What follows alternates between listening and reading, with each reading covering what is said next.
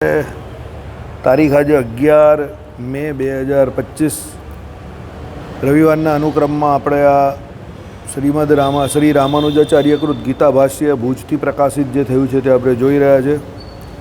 અત્યારે આપણે આ ગીતા ભાષ્યનો બીજો અધ્યાય જોઈ રહ્યા છે. એમાં આપણે આત્માના લક્ષણો જે છે તે જોઈ રહ્યા છે. એટલે આ પ્રમાણે આગળ કયા તે પ્રમાણેના આત્માના લક્ષણોથી તે શોક કરવા યોગ્ય નથી, અથવા તે દેહાત્માને પણ આત્મા માનીને શોક કરવો તારે માટે યોગ્ય નથી. હવે જો આ આત્માને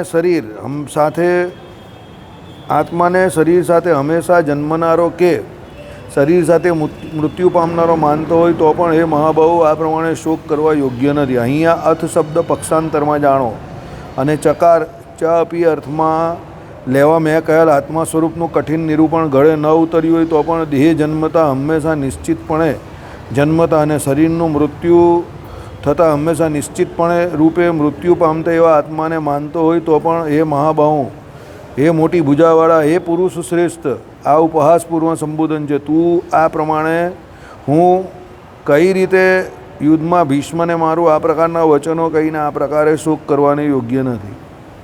એટલે ભગવાને કહ્યું, જો ભાઈ આમ તો આત્મા પોતે કોઈ દિવસ જન્મતો નથી કે એનો કોઈ દિવસ મરણ પણ નથી થતું. પ્રલયકાળને વિશે પણ જીવ જ્યારે માયાના ગર્ભમાં જાય છે ત્યારે મરી નહીં જતો, અને સૃષ્ટિકાળે જ્યારે એનો ઉત્પત્તિ થાય છે ત્યારે એમ કહી કે એ આત્માનો જન્મ નહીં થતો. પણ તે છતાં જો તું એવું માનતો હોય કે શરીરના મૃત્યુથી આત્મા મરી જાય છે અને પાછું એ શરીરનો જન્મ થાય ત્યારે આત્માનો જન્મ થાય છે, તું એવું માનતો હોય તો પણ એના માટે શોક કરવા યોગ્ય નથી. કારણ કે મરીને પાછો જન્મવાનો તો છે જ ને, સમજો. એટલે શોક કરવો કદાપી એના માટે યોગ્ય નથી. એટલે તું એમ કહી કે ભાઈ આ કઈ રીતે ભીષ્મ આદિકને હું યુદ્ધમાં મારું, આવા વચનો કહીને તું શોક કરવાને યોગ્ય નથી. કારણ કે જો કદાચ આમ તો આત્મા મરતો જ નથી, પણ તું કદાચ એવું માનતો હોય કે શરીર મરી જાય છે તો શરીર મરે છે તો પાછા નવા શરીર પણ મળે જ છે ને, સમજો. હવે તું એમ કે શરીર જોડે આત્મા મરી ગયો તો આત્મા પણ નવો મળે જ ને, તો જો તું એવું વિચારતો હોય તો. એટલે કોઈ પણ રીતે આત્મા માટે કે શરીર માટે શોક કરવો જરૂરી નથી. કેમ? કારણ કે આત્મા અજર અમર અછેદ અભેદ છે, અને શરીર જે છે તે અત્યારે આ એનો સમય થાય એટલે એ પડવાનું છે અને બીજા નવા શરીરની પ્રાપ્તિ થવાની છે. તો એના માટે કંઈ દુઃખ કરવા જેવી કોઈ બાબત નથી. બરાબર? આવું ભગવાન કહે છે. તે આગળ કરેલી આ વાતને જ દ્રઢ કરી આપે છે, જેથી જન્મેલાનું મૃત્યુ ચોક્કસ છે અને મૃત્યુ પામેલાનો જન્મ નક્કી છે. બરાબર? તેને તેવી નિવારી ન શકાય તે બાબતમાં શોક કરવો એ તારા માટે યોગ્ય નથી. તમે જે કામ એવું છે કે જે તમે નહીં જ કરી શકવાના, તો ભાઈ એના પાછળ રડવા જેવું કંઈ નથી. મહેન્દ્રસિંહ ધોની શું કહેતો હતો? You cannot play for rain. તમે વરસાદ માટે નહીં રમી શકો, કારણ કે વરસાદ તો ગમે ત્યારે થઈ જાય. તમે થોડી ઘણી તૈયારી કરી શકો કે વરસાદ પડે એવું છે તો થોડું સ્પીડમાં રમો, પછી તમને ઓચિંતો જ વરસાદ આવી જાય તો પછી તમે શું કરવાનું? ઓવર કપાઈ જાય. બરાબર? એટલે you cannot have any plan four rain or you cannot play for rain. Rain આવે તો તમારે તે સમય પર જોવાનું હોય કે શું કરી શકો છો બેસ્ટ. બાકી તમે કુદરત જોડે ફાઇટ નહીં કરી શકવાના. હવે જે બાબત તમારા કંટ્રોલની નિયંત્રણની બહાર છે એ બાબતમાં વિચારવું વ્યર્થ છે. દાખલા તરીકે આપણું ભવિષ્ય, તો આપણા ભવિષ્યમાં શું થવાનું તે આપણે કંઈ ખબર નથી, તો એના વિશે કંઈ બહુ ભય કરવા જેવું કંઈ નથી કે કાલે શું થશે, કાલે શું થશે. જે થવાનું જ તે થવાનું જ છે. કાલ જ્યારે પણ આવશે ને તે આજ બંને જ આવશે. કાલ કોઈ દિવસ કાલ બનીને નથી આવવાની. આપણે એમ કહીએ કે આવતીકાલે શું થશે, તો આવતીકાલ આવશે ત્યારે એ આજ જ થઈ જશે. કારણ કે આજે જે છે આજ જે છે તે ગઈકાલે શું હતી? તો કાલ હતી ને, તો આજે આજ થઈ ગઈ ને. એટલે ગમે તે ભવિષ્ય જ્યારે પણ તમને ભવિષ્યનો બધાને બહુ ભય હોય, પણ તમે એ નહીં વિચારતા ભવિષ્ય જ્યારે પણ આવશે ને તે વર્તમાન બંને જ આવશે.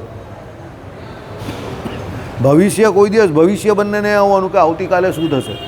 ભવિષ્ય વર્તમાન બંને જ આવશે. એટલે વર્તમાનમાં જીવતા શીખી જાઓ. શરીર જે છે ચોક્કસ રીતે પડવાનું જ છે, નવું શરીર છે તે ચોક્કસ રીતે પ્રાપ્ત થવાનું જ છે.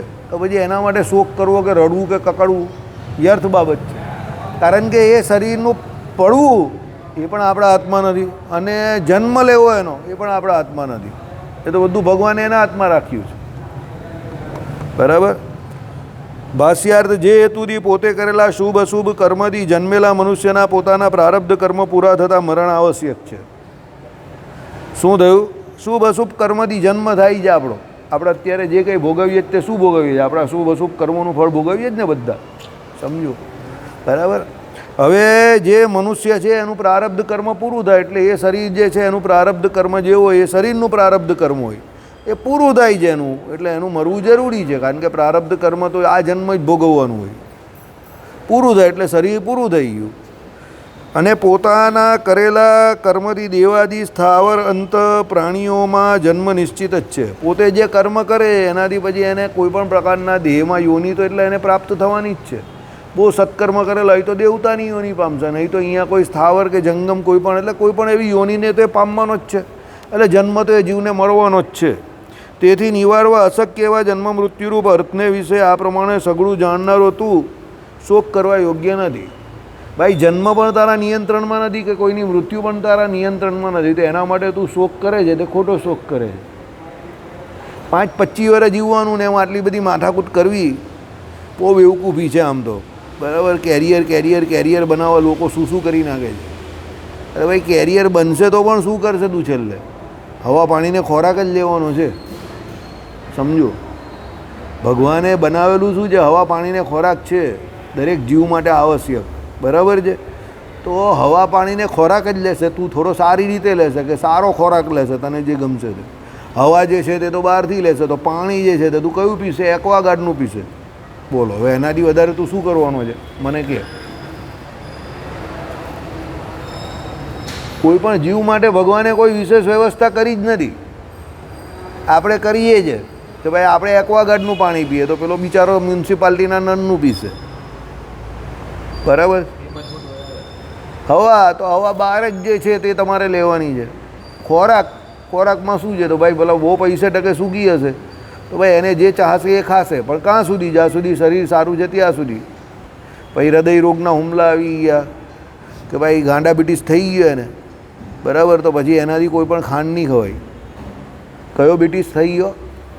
ગાંડાબિટીસ. એને ગાંડાબિટીસ કહેવાય. કારણ કે માણસને ગાંડો મગજથી ગાંડો કરી નાખે. જો ડાયાબિટીસ નહીં હોય ને ત્યાં સુધી મીઠું ખાવાની ઈચ્છા નહીં થાય. ડાયાબિટીસ જેવો થાય ને એટલે મીઠું ખાવાની બહુ ઈચ્છા થાય. એટલે એને અમે લોકો કયો બીટીસ કહીએ? ગાંડાબિટીસ. તમે લોકો કયો બીટીસ કહે ને? ડાયાબિટીસ. અમે લોકો કયો કહીએ? ગાંડાબિટીસ. સમજો. આઈડિયા આવ્યો તમને? એ નિયંત્રણમાં નથી તમારા. એટલે ભગવાને હવા પાણીને ખોરાક બનાવેલા છે તે તો ભગવાનનું ભજન કરે અને બધાને દે જ છે ભગવાન, સમજો. હા ભાઈ કોઈ સુખી હોય તો પેલો કંઈ ફ્રીજમાં જે કંઈ છે તે એની વ્યવસ્થા ફ્રીજમાં હોય તો ખોલીને ખાઈ લે. બરાબર. કોઈને અમારા જેવી ભગવાને થોડીક સ્વસત્તા આપેલી હોય એ પ્રમાણે તો અમે લોકો શું કરીએ? તો રસોઈ જાતે કરીને ખાઈએ, બીજું તો શું કરવાના? સમજી ગયા? અને જે બિચારા ગ્રહસ્થ છે તે બૈરી પર આધાર રાખે, ઘરવાળી પર. બરાબર. કોઈ બિચારા વૃદ્ધ હોય તો પછી વહુઓ ઉપર કે દીકરા દીકરીઓ ઉપર એની પર આધાર રાખે. પણ વ્યવસ્થા તો ભગવાને બધાની કરેલી છે. હવે એના કર્મના આધીન છે એ બધું. તમે આપ્યું હોય તો મળે. ગીવ એન્ડ ટેક પોલિસી છે આ દુનિયામાં. આપ્યા વગર કંઈ મળતું નથી, સમજો. બરાબર. એટલે શુભ અશુભ કર્મના ફળ રૂપે આ શરીર મળે છે. પ્રારબ્ધ સુધી ટકે છે. પ્રારબ્ધ પૂરું થયું એટલે દેહનો ત્યાગ કરવાનો. અને આ બાબત નિવારી ન શકાય એવી છે. આ સમજવા જેવું છે. પરમેનન્ટલી આ બાબત નિવારી ન શકાય એવી છે. ભાઈ તમે મરવા નથી ઈચ્છતા તો પણ શરીર છૂટવાનું છે. મરવાનું કોને ગમે છે? કોઈને ગમતું નથી. મરવાનું તો નક્કી છે પણ, સમજો. અને એ મૃત્યુ બાદ તમે જે અત્યારે કર્મ કરેલા છે એના ફળરૂપે તમને બીજું શરીર પણ મળવાનું જ છે પાછું. એટલે મરવાનું ને પાછું શરીર મળવાનું, બે ખાલી અળ અને રમ જ ફેર છે. એ નિવારી ન શકાય એવી બાબત છે. ભગવાનનું ભજન કરો તો બીજું શરીર મળી જશે, અપ્રાકૃત દિવ્ય દ્રવ્યનું બનેલું. તો પછી અહીંયા ના આવવું પડે. એના માટે એવું ભજન કરવું પડે, એકાંતિક ધર્મમાં રહેવું પડે. પછી આ પણ ચાલે ને પેલું પણ ચાલે ને લાલિયાવાડી કરો તો પછી આને આ જન્મે નહીં પૂરું થાય. વ્યવસ્થિત ભજન કરવું પડે ને પછી વ્યવસ્થિત ભગવાનમાં પ્રીતિ થાય એવું કંઈક કરવું પડે. તો પછી ભગવાનમાં પ્રીતિ થઈ જાય તો પછી જગત છૂટી જાય, સમજો. જ્યાં સુધી જગતમાં પ્રીતિ છે ત્યાં સુધી જગત તો છૂટવાનું નથી. ભગવાનમાં પ્રીતિ થશે તો જગત છૂટી જશે. બરાબર ને? એટલે એ અઘરું કામ છે. બરાબર. એટલે તમારે ભજન કર્યા કરવાનું, બીજું તો શું કરવાના. એટલે આ બધી કેવી ગીતાજીમાં ભગવાન શ્રી કૃષ્ણએ કહ્યું આ બધી નિવારી ન શકાય એવી બાબત છે, એટલે એના વિશે બહુ વિચાર કરવો નહીં તો પેલો ડાયાબિટીસને બદલે ગાંડાબિટીસ થઈ જાય, એને ગાંડો થઈ જાય. સમજી ગયા? બહુ વિચાર નહીં કરવાનો, બહુ ફિકર નહીં કરવાની કાલે શું થશે, મર્યા પછી શું થશે. અરે ભાઈ મર્યા પછી જે થશે તે થશે. અત્યારે આપણા હાથમાં જે છે તે એ કરને ભાઈ. મંદિરે જા, ભજન કર, સત્સંગ કર, પ્રદક્ષિણા ફર, દંડવત કર, ઘનશ્યામ મહારાજની મૂર્તિના દર્શન કર. ભગવાન કેવા સત્ય સંકલ્પ છે. જો ભાઈ હરિભક્તોને ભગવાનનો હાવભાવ પસંદ નહીં હતો તો કાલે બધું ચેન્જ કરી દીધું ને. બરાબર? આજે દર્શન જોયા મેં, કાલે તો હું આવેલો નહીં હરી ઈચ્છાથી, હવે આજે આવ્યો. મેં કહું આ ચેન્જ લાગે છે કંઈ. મેં કહું હોટ બોટ પર કલર બલર કરેલો લાગે છે, મૂછ પણ થોડી કલર બલર ફેરવો છે. વિજયભાઈ કે હા કાલે પેન્ટર આવેલા ભાઈ એમ. કાલે તો દર્શન થયા નહીં મને, એટલે આજે થયા તો મેં જોયું. મેં કહું આ ભગવાન પાછા પહેલાં જેવા થોડાક દેખાતા થયા, મોડું બોડું, એટલે ચહેરા કલર બલર બધો ફેરવો પેલા. સારું કર્યું, કોટ પર કલર કર્યો, સારું કર્યું. મેં કામ સારું કર્યું, ભગવાને જોયું.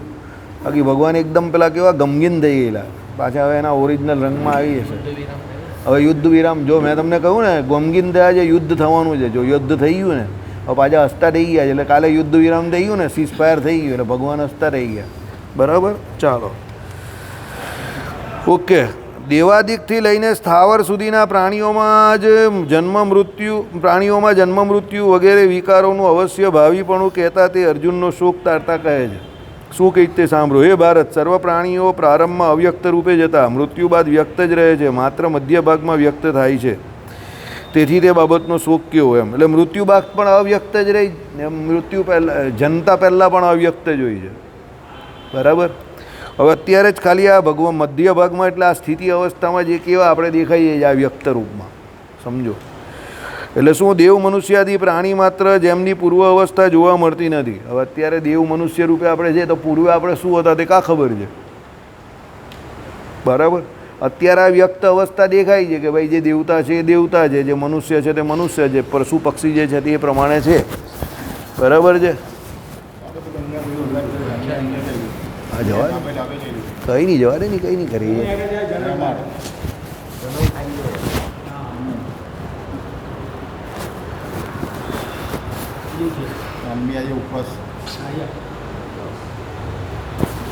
એટલે શું છે કે ભાઈ એના હિસાબે કામ કર્યા કરે. સમજો? જન્મ ને મરણ આપણે અત્યારે આ શરીર દેખાય છે, બરાબર? પછી થોડું દેખાય.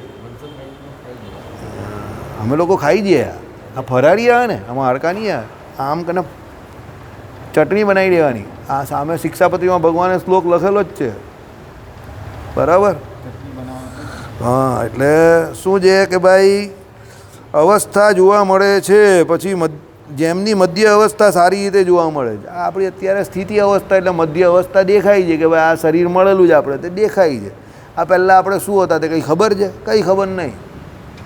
માયાના ગર્ભમાંથી જ્યારે જીવ આવે, પ્રલયકાર થયો હોય ત્યારે માયાના ગર્ભમાં હોય તો બધા કેવા રૂપે હોય? અવ્યક્ત રૂપે હોય. કારણ કે બધા જીવ એક સાથે જ હોય, પડી કુવારને મૂકેલા હોય.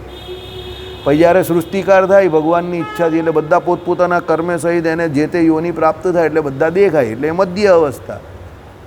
પછી મરે પછી તો એ ભગવાન જાણે. તો ભાઈ પાછું કહી છે, સાંભળો.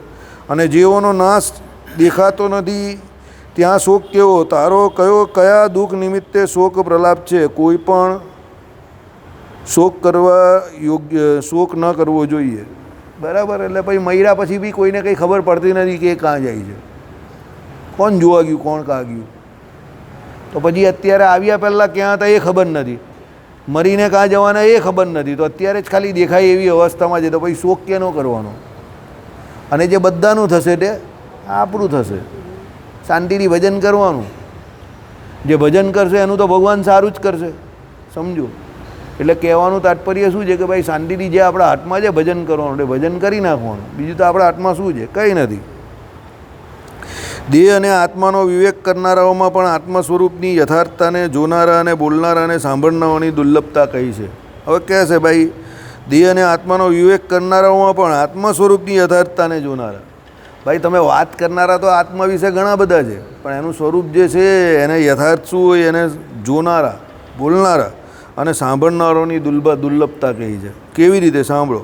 આ આત્માને કોઈક આશ્ચર્ય જેવો જ જુએ છે, તેમજ વળી બીજો કોઈક એને આશ્ચર્ય જેવો જ કરી બતાવે છે, બીજો કોઈક એને આશ્ચર્ય જેવો જ એને સાંભળે છે, અને વળી કોઈક સાંભળીને પણ ખરી રીતે એને જાણતો નથી. બરાબર? એટલે બધું બહુ વિચિત્ર કામ છે. સમજો કેવી રીતે તે બરાબર સાંભળો. જીવાત્મા અને પરમાત્મા એવા મારા સ્વરૂપના યથાર્થ દર્શન કરનાર ગુરુએ ઉપદેશેલા આધ્યાત્મશાસ્ત્રના અભ્યાસથી દેહ અને આત્માનો વિવેક કરનારાઓમાં કોઈ આત્મા એટલે અવલોકનના સાધનમાં કુશળ પુરુષ મહાન પુણ્ય વડે મારી આજ્ઞાને અનુસરવાના પ્રકૃતિગમ્ય વસ્તુઓથી જુદી રીતે અદ્ભુત અલૌકિક વસ્તુની પેઠે જ ઉક્ત લક્ષણવાળા આત્માને જુએ છે. પહેલાં અહીંયા સૌથી સારી એક વ્યાખ્યા કરેલી છે આધ્યાત્મશાસ્ત્રની. બરાબર? આધ્યાત્મશાસ્ત્ર ભગવાને કયા બે કયા છે? બોલ ભાઈ શિવાંગ. Very good. આપણા અત્યારે કયા બે શાસ્ત્ર ચાલે છે? ઓકે. અને બીજું કયું ચાલે છે? સત્સંગી જીવન ચાલે છે, શ્રી ભાષ્ય ચાલે છે. એ કયું શાસ્ત્ર છે આપણું? શ્રી ભાષ્ય અને ગીતા. એ કયું શાસ્ત્ર છે? કયા શાસ્ત્ર છે? હે? આધ્યાત્મ શાસ્ત્ર છે ને. આપણા બંને આધ્યાત્મ શાસ્ત્ર જ અત્યારે મંડળમાં ચાલે છે. કેવી હાલત છે! સીતાનું હરણ થઈ ગયું પણ હરણની સીતા ન થઈ એવી વાત છે. બરાબર? બંને આધ્યાત્મ શાસ્ત્ર શ્રીજી મહારાજે જે 100મા શ્લોકમાં કહ્યા એ જ ચાલે છે ને. આધ્યાત્મનો અર્થ શું થાય? પહેલાં અધિવત્તા આત્મા. બરાબર? હવે અધિવત્તા આત્મા એટલે શું? પોતાના આત્માનું સમ્યક દર્શન કરવું તે. પણ આત્માનું દર્શન આપણે ત્યાં શ્રીજી મહારાજે કેવી રીતે કરવાનું કહ્યું? કોને આત્માનું દર્શન થાય? Very good. જીવને આત્માનું દર્શન થાય. કહેવું પડે. તું તો આપણે પેલા અરીસામાં આપણે આપણું દર્શન થાય ને એવી વાત કરે. જીવને આત્માનું દર્શન થાય. કેવી રીતે થાય આત્માનું દર્શન? ભગવાનની મૂર્તિનું ધ્યાન કરે, ઉપાસના કરે, ભજન કરે તો જ તને પોતાના આત્માનું દર્શન થાય. ભગવાનના મૂર્તિના અનુસંધાન વગર કોઈ દિવસ આત્માનું દર્શન થતું નથી. 100 વર્ષ સુધી આકાશને ચાટો તો એમાંથી ખારો ખાટો કોઈ પણ પ્રકારનો સ્વાદ આવે નહીં. એમ 100 વર્ષ સુધી હું આત્મા છું, આત્મા છું, આત્મા છું, આત્મા છું, આત્મા છું, આત્મા છું કર્યા કરો, એનાથી કંઈ આત્માનું દર્શન થાય નહીં. કરનારા હશે દુનિયામાં, આપણે ના નહીં પાડતા, પણ ભગવાન ના પાડે છે. એ રીતે કંઈ આત્મા છું કરવાથી આત્માનું દર્શન થતું નથી. પણ જો 15-20 વર્ષ શાંતિથી રોજ નિયમબદ્ધ રીતે, જો ભાઈ શાસ્ત્રના નિયમ તો બધા પાળવાના છે, કન્ડિશન એપ્લાઇડ, પણ પેલો વ્યવસ્થિત જો માનસી પૂજામાં પણ ભગવાનની મૂર્તિનું ધ્યાન કરતો હોય ને તો ભાઈ ધીરે ધીરે એને એના આત્માનો પરિચય થાય. કરતો તો હોવો જોઈએ ને. આપણે તો શું છે, ઈડલી ખાવી બધાને છે, પણ આગલે દિવસે સવારે પલાળવાનું, સાંજે ખીરું વાટવાનું, રાત્રે ખીરું પછી ચઢે, પછી બીજે દિવસે અંદર મસાલો નાખવાનો, અને પછી એને કુકરમાં કાં સ્ટીમરમાં જે કંઈ કે તપેલીમાં જે કંઈ તપેલામાં મૂકવું એ પ્રમાણે મૂકવાનું, તો ગરમ ગરમ ઈડલી થાય. આ તો ઈડલી ખાવી છે બધાને ભકાભક, પણ મહેનત કોઈને કરવી નથી. હવે તો મશીન આવી ગયા, મિક્સચર આવી ગયા. આપણા દાદીમાં ને આપણા દાદીના બાબી દા હતા તે તો કેવી રીતે બનાવતા હતા ખબર છે? ઇડલી સંભાળને એટલે જે બનાવતા હતા તે નિશનની પર વાટતા હતા. પૂછો આ લોકોને. નિશનની આવે ઘરમાં તો તમને પાછી નિશનની એ જ નહીં ખબર હશે. મોટો પથ્થર આવે, બરાબર? એ પથ્થરની ઉપર મૂકે ને પછી પેલો મોટો લખોટો આવે ને એનાથી આમ લસોટી અને ગુરગુર ગુરગુર ગુરગુર ગુરગુર પાણી નાખતા જાય ને લસોટતા જાય, પાણી નાખતા જાય ને લસોટતા જાય, આ કમર રહી જાય. સમજી ગયા? 2 કલાક પેલા ડોશીમાં કામ કરે ત્યારે આખા ઘરવાળા બધાને ઈડલી કે ઈદડા ખાવાના મળે. અત્યારે તો પેલો મશીનમાં ગોર કરીને 10 મિનિટમાં ફેરવી નાખે. એ જોયું છે અમે તો નાના હતા ત્યારે. સમજી ગયા? હા. ઈદડા પહેલાંના જમાનામાં એ સમય પર બનાવ્યો એટલે બહુ મોટી વસ્તુ કહેવાય કે ઈદડા બનાવ્યો. સમજો કેમ? કારણ કે ત્યારે નિશનના પર બિચારાઓએ કરવું પડતું હતું કામ. હવે એક ઈદડા જેવી વસ્તુ વગર મહેનતે બનતી નથી, તો આત્માનું દર્શન વગર મહેનતે થાય કોઈ દિવસ? સમજો. એટલે ભગવાને શું કહ્યું? ભાઈ આત્મા અને પરમાત્મા એનું જે શાસ્ત્ર હોય એ આધ્યાત્મ શાસ્ત્ર. હવે એ પરમાત્માની મૂર્તિ જે છે એનું અનુસંધાન રાખવું પડે, એનું ધ્યાન ભજન ઉપાસના કરવી પડે. તો પછી તમે હૃદયને વિશે એટલે જીવ જે છે તેની ભાવના કરીને તમે ભગવાનની મૂર્તિનું ધ્યાન કરો તો ભગવાનની મૂર્તિ બેરા તમને તમારું રૂપ પણ અતિશય પ્રકાશમાન દેખાય. પણ ભગવાનની મૂર્તિના અનુસંધાન વગર દેખાય. સમજી ગયા?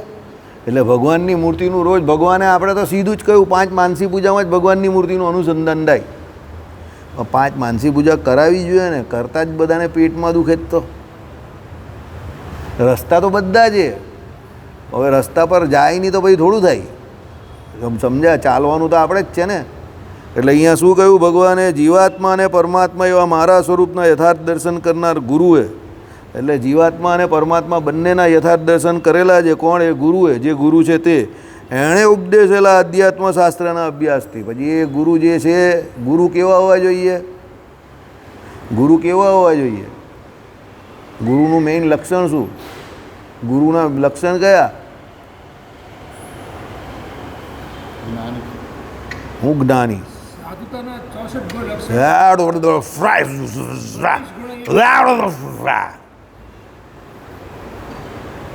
બોલો, ગુરુ કેવા હોવા જોઈએ?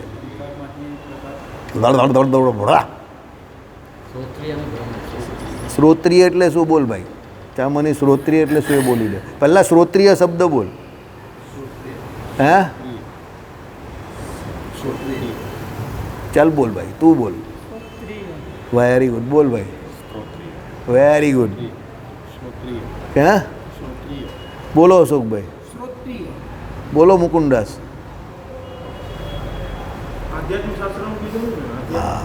Good morning. Good morning. Good morning. શુભ સવાર. બોલ ભાઈ, શ્રોત્રિય બોલ. હે? હું છોતરા? તું તો છોતરા બોલતો એવું લાગે જ મને. કે ના, કેરી ના. શ્રોત્રિય. શ્રો ઉપર બોલાય. શ્રો. શ્રુતિનો શ્રો આવે ને, આપણે શ્રુતિને સ્મૃતિને એનો સ્ર જે આવે તે સ્ર ઉપર બોલવાનો, જે આ જીવ ઉપર લાગે. શ્રો. અને ત્રી બોલે ને, ત્રી, તે આ ત્રીનો જે છે ને, આ દાંત ઉપર લાગે. શ્રોત્રિય. શ્રોત્રિય. શ્રો પર અટકવાનું. શ્રો. શ્રોત્રિય. બરાબર? એટલે શ્રોત્રિય. હવે શ્રોત્રિયનો અર્થ શું થાય? બોલ. વેદ એકલા ભણેલા હોય. બોલો. બોલ ભાઈ. શ્રોત્રિય પહેલાં બોલ તું પાછો. चंदू के चाचा ने चंदू की चाची को चांद की रात में चांदी की चमक में चटनी चटाई. बोल. ले, आटलू सरल तो है. बोलो. चंदू के चाचा ने चंदू की चाची को चांद की रात में चांदी की चमक में चटनी चटाई.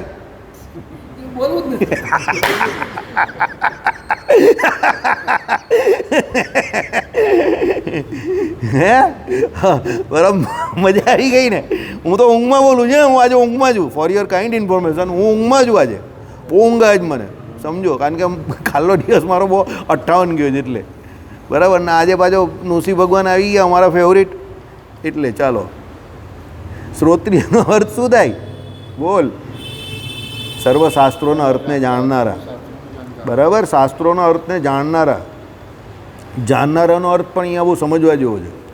જાણનારા એટલે જ્ઞાન જે છે ને, તે ઇન્દ્રિયગત જ્ઞાન નહીં કહ્યું અહીંયા. ખાલી પુસ્તકનું વાંચન કરવું એ નહીં. એના અર્થને જાણનારા એટલે બીજાને સમજાવી શકે એવી રીતે જાણનારા. આપણે કહીએ ને, ગુરુ એટલે ટીચરનું કામ કરે, શિક્ષકનું કામ કરે. એટલે સર્વશાસ્ત્રોના અર્થને જાણનારા એટલે એને જીવની અંદર એ અર્થો ઉતરેલા છે એમ. સમજાય? એટલે એને શ્રોત્રિય કહ્યા. હવે સર્વશાસ્ત્રની અંદર પહેલું વેદ આવે. વેદના અર્થોને જાણે. 6 અંગે સહિત વેદ ભણેલા તો હોય જ છે ગુરુ એટલે, પણ બીજાને ભણાવી શકે એવા. બરાબર? એવા આપણે ત્યાં ભારત વર્ષને વિશે ઘણા બધા ગુરુઓ છે જે આખું રામાનુજ વેદાંત ભણાવી શકે, આખું શાંકર વેદાંત ભણાવી શકે. બરાબર? એવા હોય છે, ઘણા બધા છે. આ બધી યુનિવર્સિટીઓમાં ઘણી બધીમાં હોય. બરાબર? એ બધા ફેકલ્ટીના અલગ અલગ હોય. એટલે એ શ્રોત્રિય કહેવાય કે ભાઈ એ સર્વશાસ્ત્રોના અર્થો જાણતા હોય અને બીજાને જણાવી શકે એવા. બીજા હોય બ્રહ્મનિષ્ઠ. બરાબર? તો બ્રહ્મનિષ્ઠ કોણ છે? હવે બ્રહ્મનિષ્ઠનો અર્થ બોલો. મજા આવી ગઈ ને? લાગે બહુ સરળ, પણ છે સરળ નહીં. બોલો, બ્રહ્મનિષ્ઠનો અર્થ શું થાય? પહેલાં બ્રહ્મનિષ્ઠ એટલે હા, બ્રહ્મનો સાક્ષાત્કાર કરનારા. બ્રહ્મ એટલે કોણ? ભગવાનનો સાક્ષાત્કાર કરનારા. બરાબર. ભગવાનનો સાક્ષાત્કાર થાય તો શું થાય? બોલો, ભગવાનનો સાક્ષાત્કાર ક્યાં થાય? જીવને વિશે ભગવાનનો સાક્ષાત્કાર થાય. બરાબર. એટલે આવા જે ગુરુ છે કયા, જેને ભગવાનનો સાક્ષાત્કાર થયો છે. બરાબર. એટલે બ્રહ્મનિષ્ઠ એટલે એવા નહીં કે ખાલી બ્રહ્મમાં નિષ્ઠાવાળા, પણ બ્રહ્મ સાક્ષાત્કારી એટલે ભગવાનનો જેને સાક્ષાત્કાર થયો તે. અને પછી પહેલાં શું કહ્યું? સર્વશાસ્ત્રોના અર્થને જે જાણનારા છે તે.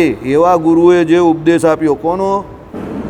અભ્યાસથી એટલે આધ્યાત્મશાસ્ત્રના અભ્યાસથી દેહ અને આત્માનો વિવેક કરનારાઓમાં.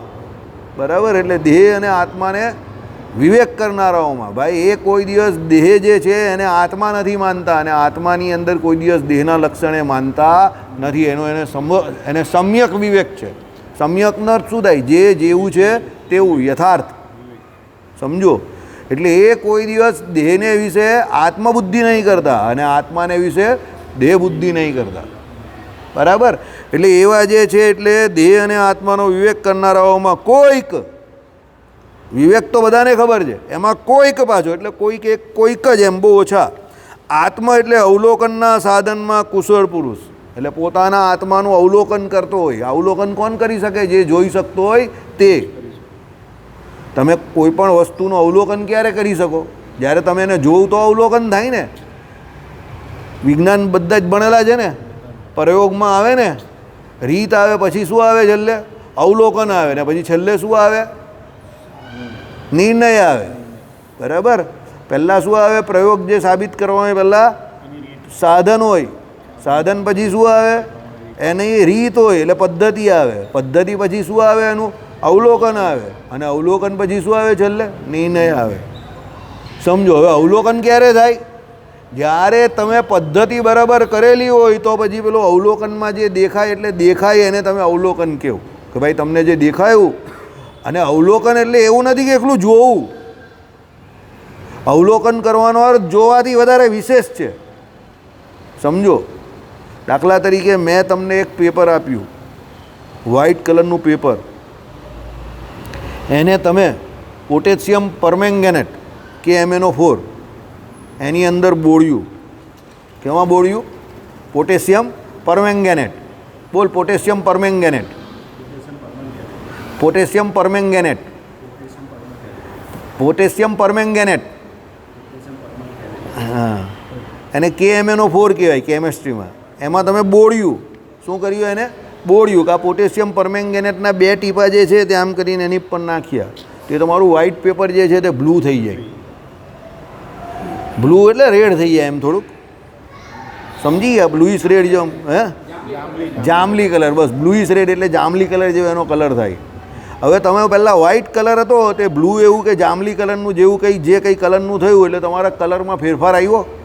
હવે તમે એ જુઓ એટલે તમે પેલો પ્રયોગ લખ્યો કે ભાઈ વ્હાઇટ કલરનું જે પેપર હતું એની ઉપર અમે KMnO4 એટલે પોટેશિયમ પરમેંગેનેટના 2 ટીપા નાખ્યા એટલે એ જાંબલી કલરનું થઈ ગયું. એ દેખાય એટલે અવલોકનમાં તમે આવું લખો. પદ્ધતિમાં તમારે શું લખો? પહેલાં કે એક વ્હાઇટ કલરનું લિટમસ પેપર હતું, એની અંદર અમે પોટેશિયમ પરમેંગેનેટના શું નાખ્યા? 2 ટીપા નાખ્યા. બરાબર. પછી એને 10 મિનિટ સુધી એમને એમ રહેવા દીધું. એટલે 10 મિનિટ રહ્યું એટલે પછી અવલોકન આવે. શું થયું ભાઈ અવલોકનમાં? તો ભાઈ એ પોટેશિયમ પરમેંગેનેટનું વ્હાઇટ ટીપા પડતા એ વ્હાઇટ પેપર જે લિટમસ પેપર હતું તે કેવું થઈ ગયું? જાંબલી રંગનું થઈ ગયું. આ તમને શું થયું? અવલોકન થયું. હવે અવલોકનનો અર્થ શું થયો? એટલે પેલું વ્હાઇટમાંથી જે જાંબલી સુધીની એની જે મુસાફરી થઈ એ તમે તમારી આંખથી જોઈ. આ અવલોકન છે. નિરીક્ષણ. આઈડિયા આવ્યો? અવલોકનનો અર્થ એકલો જોવું નથી, પણ તમારું નિરીક્ષણ થયું કે ભાઈ પહેલાં વ્હાઇટ પેપર હતું એની પર 2 ટીપા પોટેશિયમ પરમેંગેનેટના નાખ્યા એટલે કેવું થઈ ગયું? જાંબલી રંગનું થઈ ગયું. સમજો. બીજા પણ નિરીક્ષણના તમને અવલોકનના એ કહું. તમારે કોઈને માર્યા વગર કે ટચ કર્યા વગર કંઈક એવું તમે બોલો કે સામેવાળાને દુઃખ થઈ જાય, કાં સામેવાળો એકદમ ખુશ થઈ જાય. તો એ દુઃખી થાય કે ખુશ થાય એના હાવભાવ સીધા એના ચહેરા પર આવે. બરાબર. હવે એ બંને હાવભાવ જે છે ને તમે એનો વિડીયો બનાવી દેજો, પછી તમે જોજો અવલોકન તમને ખબર પડશે. ખાલી તમે બોલ્યા છે ને, તમે એને કંઈ જ નહીં કર્યું, ટચ કર્યા વગર તમે એને બોલીને કાં દુઃખી કરી નાખ્યો કાં સુખી કરી નાખ્યો. અને પછી તમારું અવલોકન જે છે તે તમે જુઓ, એના ચહેરા પરથી તમને દેખાય, બરાબર. તમને એ સુખી થઈ ગયો હોય તો આમ કરીને એવો ખુશ થશે, મજા આવી ગયા છે તો, બરાબર. સાબુદાણાની ખીચડી ખાવાની મળી ગઈ. આજે તો દિવસ એવો છે, નરસિંહ ચૌદસ છે. 1011 જેટલું પુણ્ય કેમાં રહેલું છે, નરસિંહ ચૌદસમાં રહેલું. સત્સંગી જીવન બોલે એટલે બધા 1011નું પુણ્ય લેવા માટે તૈયાર થઈ ગયા. અમારે તો સવારના પોણમાં ભાઈ આપણે બધાએ કરવી પડે. મેં કરવી જ પડે ને, કાં જવાના, બરાબર. એટલે બપોરે બટાકાની ચિપ્સ બનાવી અને રાજગરાની રોટલી, બરાબર, એ ખાધી અને રાયતું, બરાબર. રાયતું ખાઈ લીધું અને આપણે 1011નું આજે પુણ્ય ભેગું કરી નાખ્યું, બરાબર. આપણાથી આમ ભૂખા રહેવો એવું તો હતું નહીં, પણ મેં કહું 1011 થોડી છોડવાની આવે, બરાબર. 500 તો 500 છે, એટલે હિસાબમાં ભૂલ કરે તો 500, ભાઈ 500 માંડવલી કરી ભાઈ તું, બરાબર. આપણે મૂળ તો કેવા વાણિયાના પોઈ રહ્યા, એટલે ધંધો તો કરી જ નાખીએ. પેલો નીલિયો કહે કે બટાકાને આ ખાઈએ તો હું રહે, હું 500નું તો મળે ને, કે 500 તો 500, ચાલી વેપાર સારો છે, ધંધો ખોટો નથી ગઈ. કારણ કે વરસમાં આમ પણ કેટલી 11 આવે છે, 24. આ તો 500નું તો મળે. મેં કહું ચાલો, તો મેં કહું ધંધો કંઈ ખોટો નથી, 20 ગણું ફરતો મળી ગયું ચોખ્ખું. તો આપણે આ કામ કરાય એવું છે. મેં કહું તો આપણે આ કામ કરી નાખ્યું. હવે એ કર્યું તો ખરું, પણ અત્યારે આ મારા ચહેરા ઉપરથી તમને અવલોકન શું દેખાય છે કે ભાઈ બેન બધી બેટરી ડાઉન થઈ ગઈ જ ને, બરાબર. એટલે બેટરી આ ડાઉન થઈ ગઈ. કેમ કે ભાઈ આજે રાજગરાની રોટલી એ બટાકાની પેલું શાક પડેલું છે અંદર, એટલે બેટરી ડાઉન હોય. સમજી ગયા? આ અવલોકન છે. હા, સમજો કે નહીં? આ અવલોકન. પછી અમે નીચે આવ્યા તો આ ભાઈ પૂછતા હતા કે નરસિંહ ચૌદસ, આજે નરસિંહ ચૌદસ કઈ તારા માટે નથી લાગ્યો.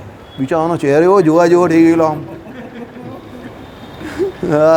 આવ્યો તો બહુ હોંશમાં, પણ ચહેરો જોવા જેવો હતો કે આમ એવો ચહેરો થઈ ગયો.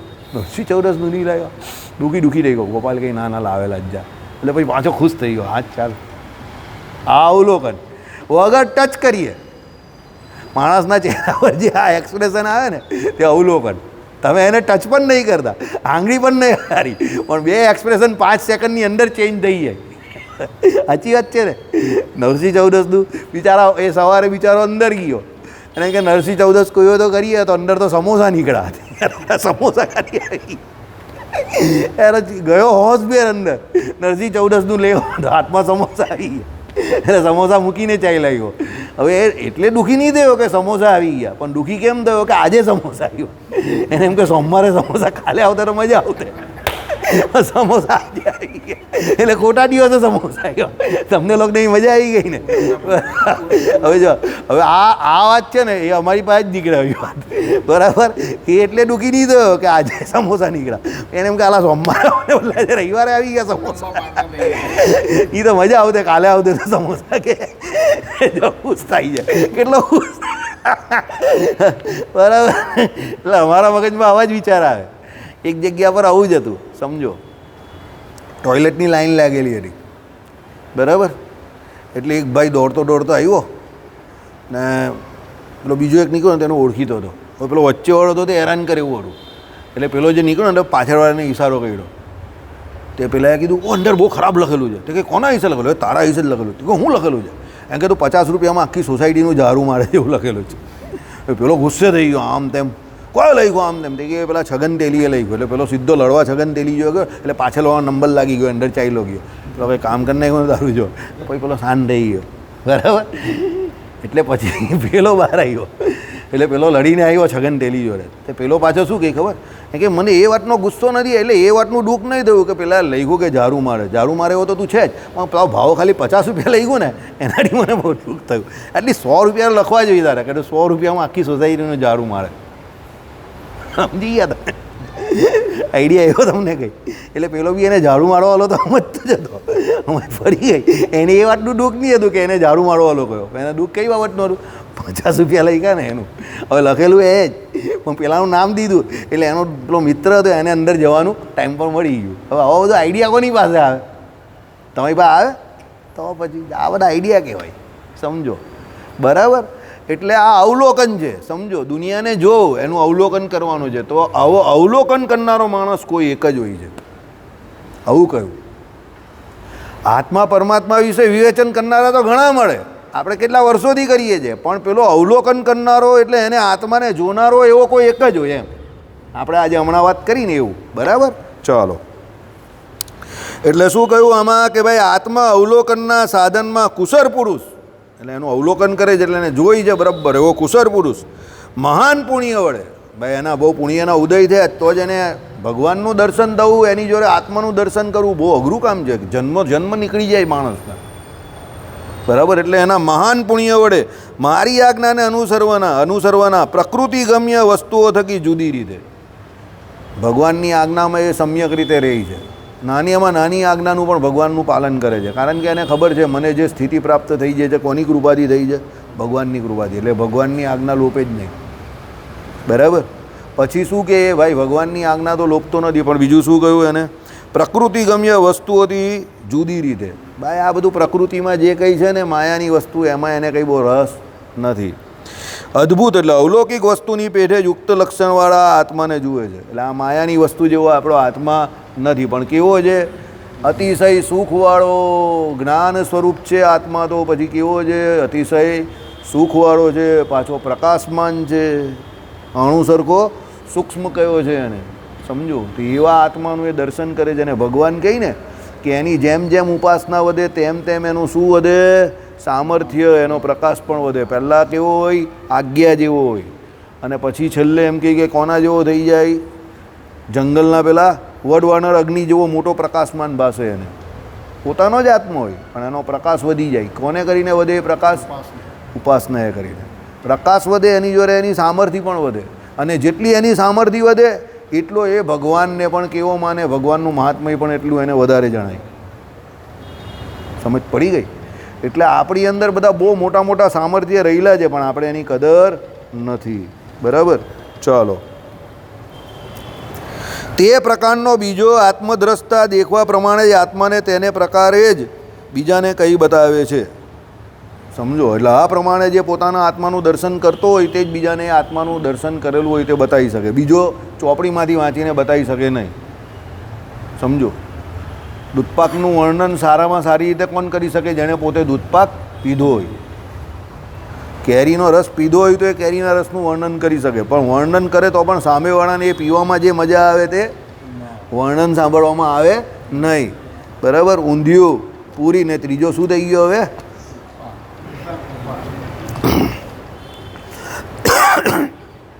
ચાલો.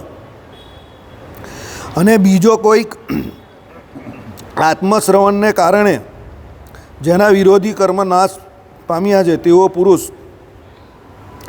આશ્ચર્યની પેઠે રહેલા એ આત્માને ખરેખરો સાંભળે છે. ભાઈ એને બિચારાને હવે સંપૂર્ણપણે દેહની વિસ્મૃતિ થઈ ગઈ છે, અને એ આત્મશ્રવણને કારણે એના વિરોધી કર્મ નાશ પામ્યા છે. સામે લખેલા છે વિરોધી કર્મ, નિષિદ્ધ કર્મ જે કહેવાય ને એ. નિષિદ્ધ કર્મમાં ભગવાને પહેલાં સૌથી મોટું નિષિદ્ધ કર્મ કયું? બોલ, વાંચે છે ત્યાં રોજ? હા, કોઈની પણ હિંસા ના કરવી, જીવ પ્રાણી માત્રની હિંસા ના કરવી. રાત્રે નિદ્રામાં આમ તેમ કે પડખું બદલતા કે થઈ જાય, બાકી જાણીને કોઈની પણ જૂ માકડ ચાચડ એવા નાનામાં નાના જીવની પણ હિંસા ના કરવી. હિંસા કેવી રીતે થાય? કેટલી રીતે થાય? હા, મનસા વચના કર્મણા. એમાં ગ્રહસ્થની ખાસ કરીને મનથી થાય, કર્મથી વધારે થાય, વચનથી બહુ ઓછી થાય તમારા લોકોની. કારણ કે વચન તો તમે સાંભળવાડીને સાંભળતા હો ને વધારે, એટલે તમારી હિંસા એમાં થતી હોય, તમારે સાંભળવાનું વધારે આવે, સમજો. એટલે એના દ્વારા તમારી એની હિંસા એને હિંસાનું પાપ વધારે લાગે, તમને ઓછું લાગે. પછી તમે બહુ કંટાળી જાઓ તો પછી મન, કર્મ ને વચન, તો એ વચનથી કરે તો તમે કોઈ વખત પછી કર્મથી કરી નાખો.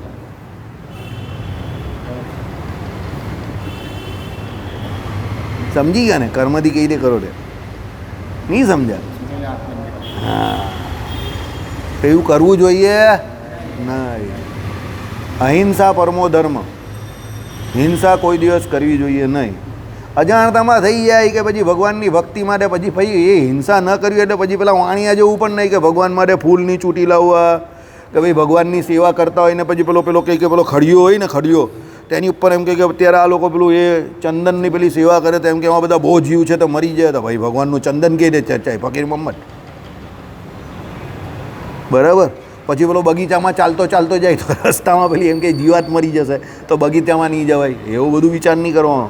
પછી નળના પાણીથી એમ કહે કે હાથ પગ ધોઈ તો એમ કે અસંખ્ય જીવ મરી જાય, કોગળા કરે તો મોઢામાંથી બેક્ટેરિયા મરી જાય. અરે ભાઈ એ બધી ચિંતા નહીં કરતું, બરાબર. એ બધી ભગવાનની ઉપાસના ભજનમાં નહીં, ભગવાનનો ફૂલહાર બનાવવામાં જે કંઈ થતું હોય એટલે આપણે જાણી જોઈને નહીં મારવાના. રસ્તે જતા હોય બગીચામાં જે બધું જે એ બધું વિચાર નહીં કરવાનો. ભગવાન માટે ફૂલહાર બનાવી લેવાના, કોઈ ટેન્શન નહીં લેવાનું. એ તો પછી પેલા વાણિયાની જેમ કોઈ સેવા જ નહીં થાય. પછી તો એ લોકો કે પ્રમાણે ભગવાન કે એમ નાગા ફરવાથી જો કોઈ નિર્ગુણ થઈ જતા હોય તો આ બધા કૂતરા બિલાડા બધા નાગા જ ફરે છે, તે કંઈ નિર્ગુણ થોડા થઈ ગયા, સમજો. બરાબર. એટલે એ ભગવાનની સેવા માટે તો એવું ચંદન ચર્ચવાનું હોય કે ભાઈ તમારે કંઈ બાગ બગીચામાંથી ફૂલ ચૂંટી લાવવાનો, એ બધી સેવા તો કરવી પડે. તો એમાં તો હવે થોડું ઘણું એવું બધું ચાલ્યા જ કરે, જાણી જોઈને નહીં કરવાનું એમાં પણ, સમજો. પછી પેલો કંઈ રસ્તે ચાલતા બહુ જીવ મરી જાય. હવે રસ્તે ચાલે નહીં તો પેલો મંદિરે કઈ રીતે આવે? ઘરમાં થોડો બેસી રહેવાનો છે. હાથ પગ ધોઈ તો બી જીવ મરી જાય. તો હું હાથ પગ ધોયા વગર રહી? સ્નાન કરે તો બી મરવાના છે. તો એટલે એ બધી બહુ ચિંતા કરવી નહીં. પહેલાં ઢૂંઢિયા લોકોની માફક ભગવાને કહ્યું ને, ઢૂંઢિયા. બરાબર. એ લોકો તો મૂસે પણ નહીં, બધું મૂસવાનું બધું રેડી દે આમ તેમ. બરાબર. તો એ બધું રેડવું નહીં, એ તો આપણે તો સાફસૂફ રહેવું પડે ને. બરાબર. મૂસવાનું એટલે ખબર જ ને તમને? હા, ચાલો. જય સ્વામિનારાયણ. ચાલો, એટલે શું કહ્યું કે ભાઈ વિરોધી કર્મ નાશ પામ્યા છે તેવો પુરુષ આશ્ચર્યની પેઠે રહેલા એ આત્માને ખરેખરો સાંભળે છે. ભાઈ એને કોઈ વિરોધ કર્મ કરવા જ નથી, ભગવાનની વિરોધમાં જવું જ નથી. શાંતિથી આત્માનો શ્રવણ કરે છે અને મોજ લઈ જાય. હા હા, મારા આત્મામાં આવી રીતે રમણ થાય તો મજા આવી જાય, સમજો. બરાબર. તો કોઈક આત્માને જાણવા વિરોધી કર્મ જેનો નાશ નથી પામ્યા એવો પુરુષ એને સાંભળીને પણ જણાય જાણતો નથી. તમે કોઈ દિવસ નિષિદ્ધ કર્મ કરવાનું બંધ ન કરો ત્યાં સુધી આત્મા વિશે ગમે એટલું સાંભળો પણ એને જાણી શકવાના નથી. બીજાને દુઃખી કરવાવાળો માણસ કોઈ દિવસ સુખી થતો નથી. કોઈને દુઃખી કરવાનો આગ્રહ રાખવો નહીં. કોઈને પણ દુઃખી કરો તો તમે સુખી ન થાઓ. બીજાના ઘરમાં બળબડતું લાકડું મૂકી આવે ને એવો વિચાર કરે કે મારા ઘરમાં બધું શાંત રહેશે, તો એ રહેવાનું નથી. તમારા ઘરમાં પણ ગમે ત્યારે એ બળબડતું લાકડું આવશે જ, ફરતું ફરતું આવે જ. એટલે કોઈના ઘરે જવું નહીં, અને જવું તો ચૂપ રહેવું. પછી એને તો બધે પોલીસ પિકેટિંગ નહીં કરવું કે પેલો નાનો શું કરે, પેલો મોટો શું કરે. તમે જાતે પાણી ગરમ કરો છો, તમે જાતે ચા બનાવો છો, તો તમારી વહુ શું કરે છે? હે, એ તો મોબાઈલ ટીચતી હશે એમ કરીને એના ઘરમાં તમે પલીટો કરીને ચાલ્યા આવો. સમજી ગયા? એટલે એવો પલીટો એના ત્યાં કરવાની કોઈ જરૂર નથી. બરાબર. નહીં તો તમારે ત્યાં પલીટો તૈયાર જ છે, કોઈ મૂકી જ જાય, પાકિસ્તાન જેવું થાય. સમજી ગયા? એ દિવાળી કરવા ગયા એ ભાઈ, તો એને ત્યાં મોટી મોટી દિવાળી થઈ ગઈ. બરાબર. એટલે અહીંયા શું કહ્યું? આત્માને જાણવા તો કોઈક વિરોધી કર્મ જેનો નાશ નથી પામ્યા એવો પુરુષ એને સાંભળીને પણ જણાય જાણતો નથી. તેથી યથાર્થ રીત જે છે એ રીતે જોનારા, બોલનારા, સાંભળનારા દુર્લભ છે, બહુ દુર્લભ છે. બધા મોટી મોટી વાત તો કરવી બહુ સરળ છે, પણ એને હકીકતમાં જેવો છે તેવો જાણનારા, જોનારા અને બોલનારા અને સાંભળનારા બહુ દુર્લભ છે. એટલે ભગવાને ગીતામાં જ કહેશે કે ભાઈ મારી ઉપાસના કરનારા ઘણા બધા હરિભક્તો છે, ઘણા બધા લોકો છે. એ કોઈ કરોડમાંથી કોઈ એક મને પામે છે. એટલે એ કરોડમાંથી કોઈ એક વખત આપણો નંબર લાગશે. એટલે એના માટે જ પેલી પેપ્સીવાળાએ એડવર્ટાઈઝ મૂકેલી. કઈ એડવર્ટાઈઝ? મેરા નંબર કબ આએગા. કઈ એડવર્ટાઈઝ? મેરા નંબર કબ આએગા. કારણ કે કોઈ કરોડમાંથી એક પામે એટલે તમારે બધાએ શું કહેવાનું? મેરા નંબર કબ આએગા. એટલે પછી ભગવાન શું કહે? આએગા બાબા, આએગા, આયલા. બરાબર. એટલે શાંતિથી ભગવાનનું ભજન કરો. કોઈ કરોડમાંથી એક જ પામે છે. બરાબર. એટલે જ્યારે બી પામશો ત્યારે પામશો. આ હું નહીં કહેતો, પાછા મારી સામે નહીં જો બધા આમ નિરાશ મૂકે. ભગવાન કહે મને તમને બધાને ભગવાન મળી જાય તો મને કોઈ પ્રોબ્લેમ નથી ભાઈ, હું પણ તમારું પૂછડું પકડીને આવી જવા. બરાબર. એટલે મને એ ચિંતા નહીં, મારી સામે કેમ જોઉં છો. આવું આવશે ગીતાજીમાં. અત્યારે આ શરૂઆત કરી દીધી કે ભાઈ એ આત્માનું દર્શન કરનારા પણ બહુ ઓછા છે. એના વિશે મોટી મોટી વાત કરનારા તો છે, પણ એ જેવો છે તેવો બોલનારા કે જોનારા એ બહુ ઓછા લોકો છે. બરાબર. એટલે હજુ તો આત્માની વાત ચાલે છે, તો પેલી તો કોની વાત છે? પરમાત્માની વાત છે. બરાબર. એટલે ભગવાને શું કોઈ કરોડમાંથી કોઈ એક મને પામે છે. બરાબર છે ને? એટલે શાંતિથી મોજ કરો, શ્રીખંડ ખાઓ, રસ પીઓ, ભજીયા ભજીયા ખાઓ, રતારુની પૂરી ખાઓ, ઊંધિયું ખાઓ અને ભજન કરો. બરાબર. એવું નહીં કરવાનું. નિષિદ્ધ કર્મનો ત્યાગ કરો. શ્રીપતિમ શ્રીધરમ સર્વધિ